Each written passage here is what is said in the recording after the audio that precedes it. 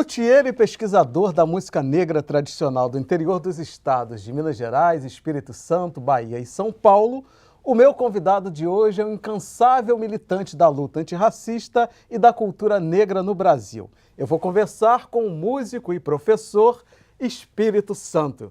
Espírito Santo, prazer enorme te receber aqui.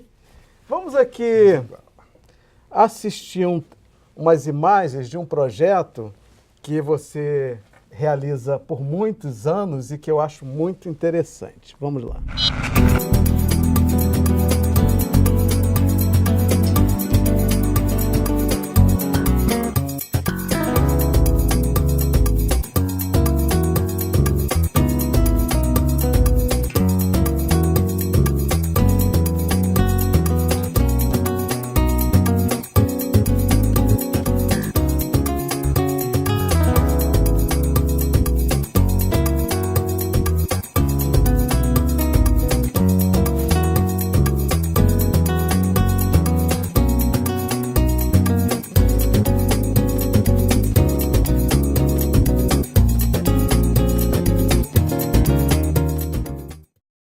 Musique Fabrique, né? Sim. É um projeto que você iniciou, acho que em 1995, é isso? 95.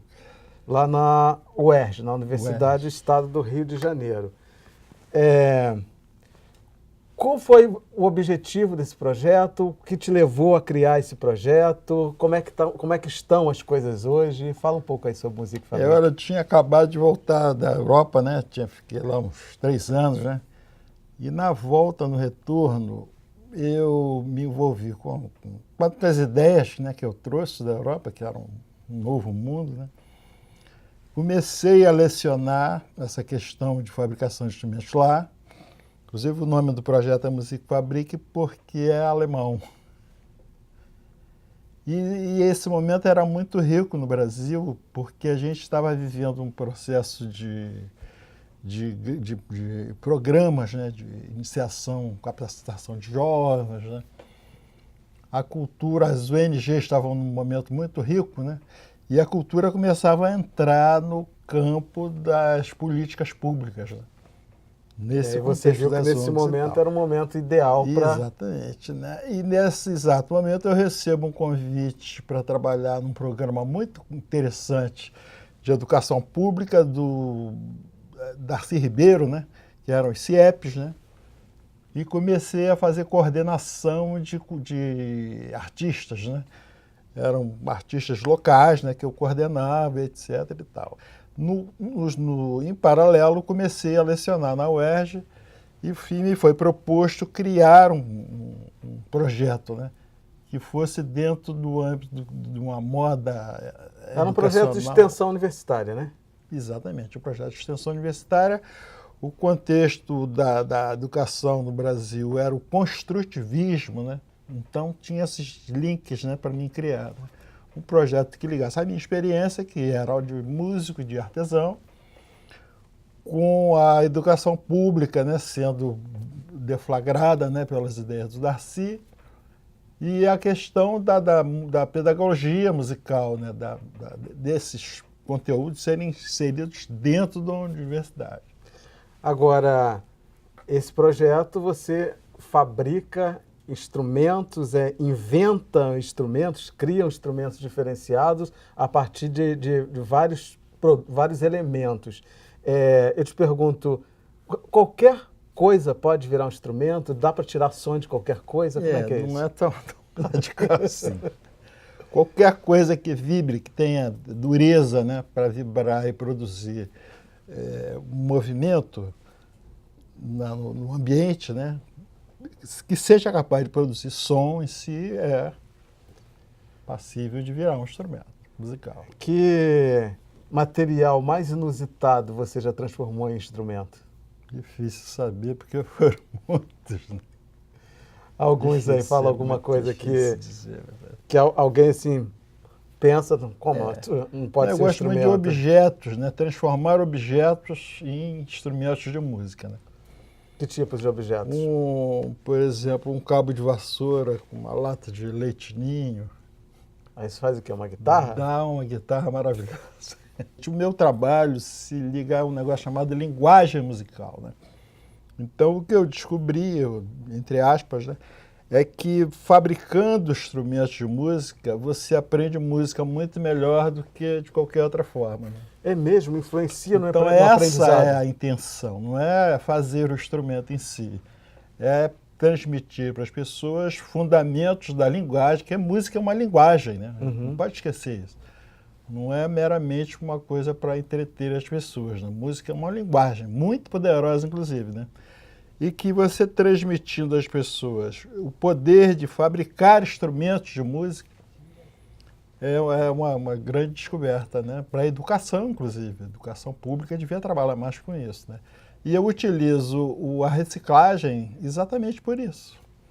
Porque você acaba também educando, né? A música como um processo de educação mesmo, né? Que você desmistificando aquela coisa de que o instrumento de música é um objeto muito complexo, inatingível, etc., né? Inatingível, etc., mas que não, que são objetos que você transforma em a música, tira a música deles.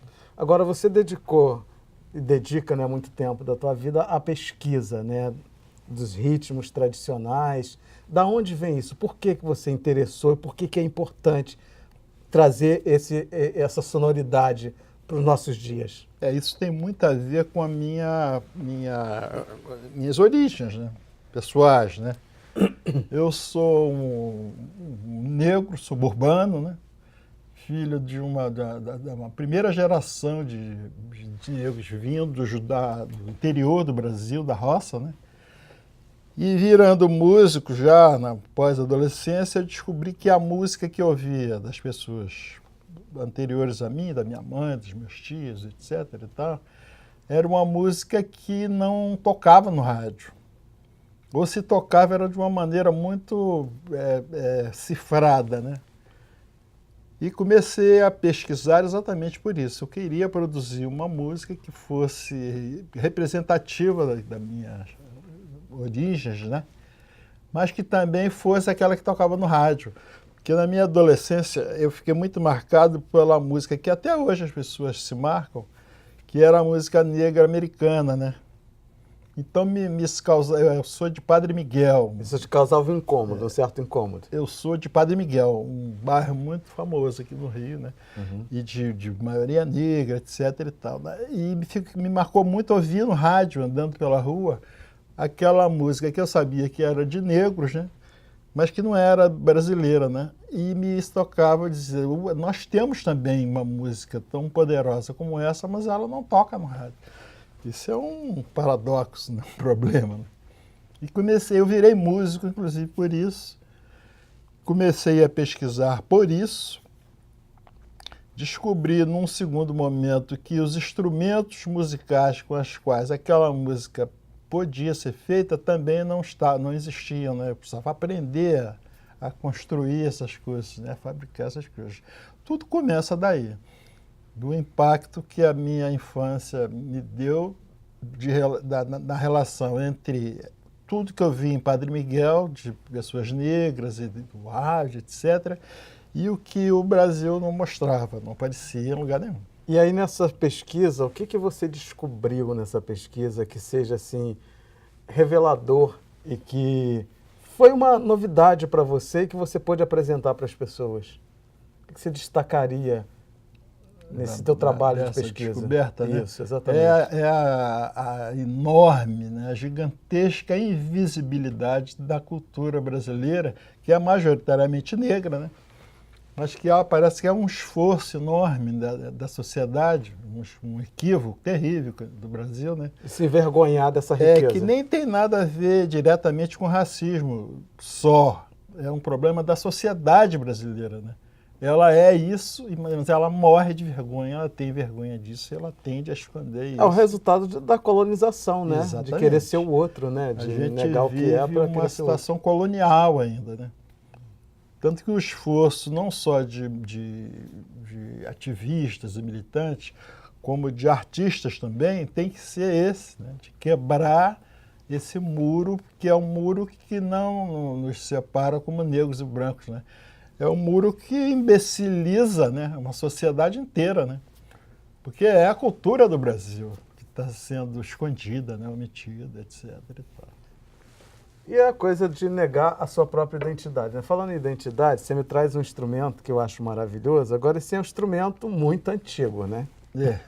Esse aqui é a calimba, é esse o nome? Essa aqui, a calimba, tem um nome, é um nome mais popular, né?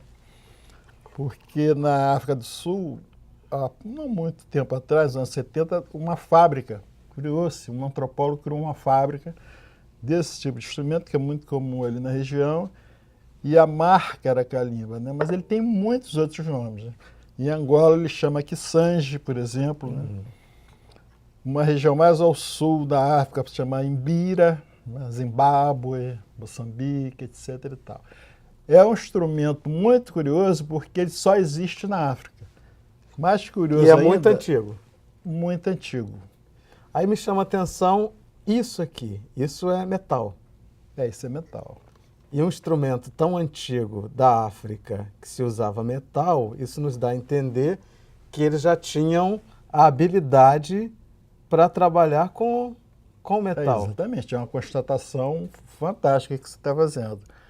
Esse instrumento demonstra, né, cabalmente, que as pessoas na África, né, provavelmente antes até do Egito, né, Já dominavam a tecnologia. dominavam a tecnologia, o know-how da manipulação dos metais. Né? E ele marca isso. Né?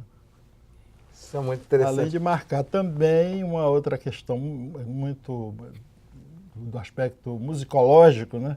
Que é o fato das pessoas dominarem a linguagem musical no sentido de produzir melodias e harmonias e tal, como linguagem mesmo.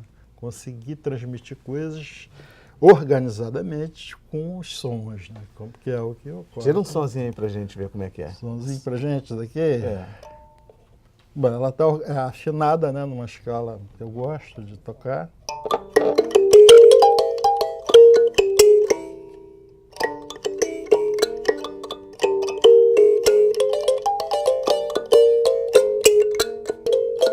E assim o som da calimba. Eu vou fazer um pequeno intervalo e já já a gente volta. Fique com a gente.